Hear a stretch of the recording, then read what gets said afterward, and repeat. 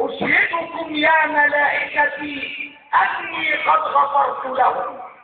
ثم يقول الله عز وجل للصائمين القائمين رمضان الذين جاءوا إلى صلاة العيد: قوموا عبادي مغفورا لكم.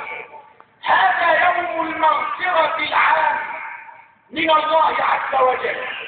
أيها المسلمون، ومن سنن الله في خلقه أن جعل بعد أذان الواجب بهجة وفرحا وسرورا.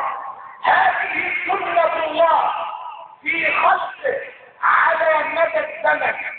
يقول القرآن الكريم: قل بفضل الله وبرحمته فبذلك فليفرحوا هو خير مما يجمعون.